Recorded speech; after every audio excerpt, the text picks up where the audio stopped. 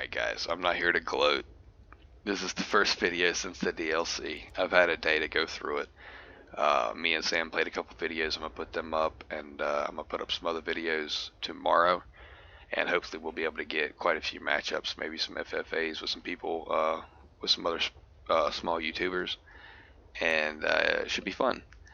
But let's get the rundown first. I don't really want to talk about specific stat lines being overpowered, or a certain buff or debuff being overpowered, because if you've played CA Total War games long enough, you'll know they're going to iron a lot of this stuff out within the next month. The ever chosen all this is gonna make it apparent what needs to be changed. But let's just talk about first how the matchups for both of these races has changed across the board versus every race, and what I think about it. And just kind of like to start us off, like one kind of real quick blurb. Both sides have changed in the exact same way. It's extremely hard now to pick a hard counterpoint for either one of these races, whereas before you could be assured, no matter what happened, the SKAVEN weren't going to have super fast backline movers. You might run into Death Runners, Night Runners, Ishka's Triads, all this sort of stuff, but it's still it's not moving at 95 speed, right? You got 54 speed, plus you had poison and snare nets down, so yeah, it's a hassle. But it's low leadership, it's not moving that fast. You get my meaning, I'm sure. And now you have to worry about, hey, am I gonna have to face basically what amounts to rat cavalry rush, or am I gonna get shot to pieces, or am I gonna get ambushed from every corner of the map simultaneously?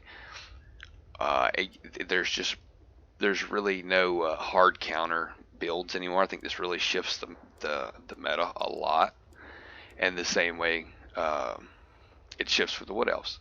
The Wood Elves are extremely famous for mid to close range sniping. Like, they'll just rip your army apart, and they're super fast moving but light and squishy, and there's not a lot you can really do about that. They were missing a lot of Vanguard options, which they got in this update, but even with Vanguard options, they were missing points, and now they've got it. They have a full-on cav rush from low tier to high tier. They've got it covered. They have free spells out the yin yang. The ROR Zotes are beastly, and I got a replay I'll show and back up what I just said, but oh my god, they own the battlefield. But yeah, that's my 2 cents on it, really. That's how these matchups have changed in the broader sense of the entire game. It really adds a lot of that disruption in counter picking meta, because this is really going to shift. It's going to create a situation where you don't have to have a meta really for SKAVEN, because they're capable of doing anything. So I don't think there'll really be a solid meta forming for SKAVEN, at least until Warhammer 3, because there's so much variety and there's so many ways to go. I don't think you could be called meta picking with SKAVEN anymore. With the Wood Elves, it's still kind of the same game. Fast cavalry that you don't want to leave in combat, and a lot of archers pouring deadly fire. They got the good casters. They've got the ability to goon heal and goon blob with flyers, just like the High Elves got with the Emmerich DLC. So there's really not a lot of holes in the SKAVEN roster, and really in my opinion the Wood Elf roster, because unless you're on a small map, that's the only place where Wood Elves are really going to suffer now. They're going to hold their own against any and all races on any other size map.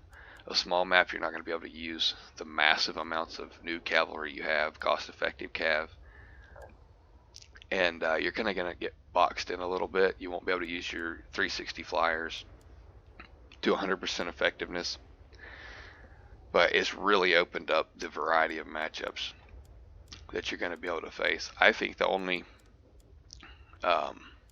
And a lot of people will tell you this is a good matchup. And it is a good matchup in kind of like a one-dimensional way. Skaven beat dwarves, but they don't beat them in artillery duels. You can bring as many Giselles as you want, and you really, I think you're gonna get pounded down by cannons and organ guns. Like, there's not a whole lot you can do about it. Like, you can trade maybe, but in the long run, it's not super effective. The mortars are, especially the ROR is good, but the cannons and stuff, they got better range. They're gonna tear you to shreds. Really, the only viable, repeatably successful build, in my opinion, is like a mass 360 Vanguard with all the Death Runners and Triad you can muster, along with as many cheap summoners as you can get, and you could factor Throt into this. You could bring Throt, and I believe even in a regular match you can bring, yep, you can bring double Plague Priest, so you can get all those summons off. If you remember one of the videos we talked about the power of the Plague Priests, we were using a Plague Priest Lord and then a Plague Priest, but we can use Vermintide like 14 times, and then you add on Throt's Rat Ogre summon, so that's another boon. But that only really builds onto the same build. You know, a 360 surround, collapse, overrun them and wear them down with your summons and waste all their ammunition. And I really don't see that matchup changing with anything we got here. I guess you have a better reason to try to directly headlong charge them if that's your tactic. I mean, the Hellion can get on any lord and really do a punch into a dwarf lord. Again, Gorich, people are saying he's too expensive, and yeah, he's like ratcheted way up there for hero purposes, but I think there's going to be a balance coming. Either he's going to lose some value, or the rest of them are going to have to carry a little bit more value because of him. But he is a really decent hero for infantry blending, and I think you could, and with a 70 speed, I think you could justify trying to bring him against the dwarves, and I think he would be pretty good. So all in all, I don't think the dwarf matchup has changed a whole lot. You're going to see some different tactics. I maybe try to emerge, but in the end, there may be a few additions, but most of those builds are going to stay the same. As far as any and all other builds, I used to be scared of cavalry as Skaven, because a vast amount of cheap or mid-tier cavalry can just swamp you. You don't have that many high leadership units that are just going to stop continuous cycle charging nonsense. Well, because of the update, the cycle charging stuff is getting a little stickier, from what I understand. You've always had access to some poison as Skaven. Now you have access to even more poison. You have access to even more single entity monsters, which are pretty good at stopping up cavalry. The brood horrors are pretty good at stopping up cavalry, and you're going to apply poison, and you're anti-large. So that's pretty impressive all around. And I think that is really going to stop up the Cav game as far as Skaven armies are concerned. Lord sniping is always a problem, or used to be a problem with Skaven. Now I don't think it is as much. If you're super worried about it, you bring Throt, you bring him on a Brood Horror, he's super fast, he can heal himself. You have this neat little guy we got for free. If you remember before, I trash talked the Bonebreaker because it was too expensive. I think it's still too expensive, but it took like 150 gold cost dive, so that's a bonus in my opinion. But if you'll look at our little chieftain friend here, he's anti-large, he's armor piercing, he gives encourage or guardian, to your lord, which would be Throt. He's fairly fast on the Bonebreaker. He's not 95 speed, but he can tag along. He keeps. Oh, they must have already fixed it. the day of launch, he actually kept his anti-large. Actually, it says he's still anti-large. Yeah, so let's check. No, he does not have it though. It actually had it on the stat card itself when he was on Bonebreaker. So I was going to point that out as being another plus, but that's not a plus anymore. But still, he provides a lot of leadership, guardianship to Throt. He can move fairly fast. He's fairly big. One of his abilities is power grab. So this +8 kind of buffs up the fact that you have that leader dead penalty. And even after that's wore off, that +8 is going to stay there as long as your chieftain's alive. So that may be a buff if you're trying to play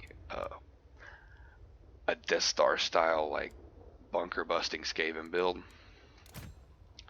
The Packmaster again. There's no reason to get a feral brood horror because you can get the Packmaster.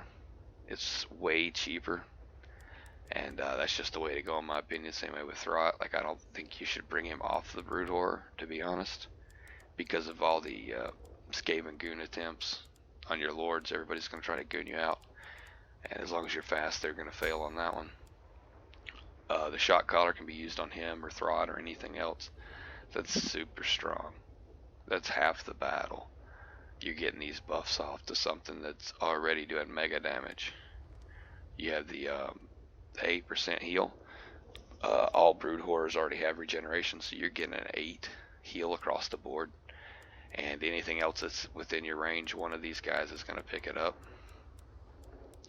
And man, it's pretty strong. You'll see in a video how it keeps us alive, keeps us ticked up. I'm not a fan of rat ogres. If you guys remember, I hate rat ogres pretty severely because of their deficiencies. But this more than makes up for them. I think this is an auto include pretty much in any army, unless you're just gonna face a complete bow army. These guys, they get their value. They put work in. Right now, something is wrong with the thing. It does not get its too horrible to die proc, and it does not summon SKAVEN on its death. There's something wrong with it, and I'm going to make a real short video of that, pointing that out, but hopefully they'll fix it before I point it out, or maybe they've already fixed it, like they fixed the chieftain. Yeah, I don't want to run on and ramble forever, guys, but Morse Guitar's Hellion is really good too. Super worth the 1650. He holds his own. If you get on a lord, he's gonna punish that lord if he has any abilities. If you have the assassin, they're like the dream team combo, and I'll demonstrate that in another video. Guys, I'll wrap it up so you guys don't have to sit here and listen to me ramble for any longer. But alright guys, thanks for watching. That's my first take on how the matchups are going to change and what's going to be added in the mind games, kind of with these counter pickers out there. But yeah, that's my first opinions on it, guys. I know I kind of rambled. Yeah, just let me know what you think. Thanks for watching. Thanks for subbing. Guys, peace.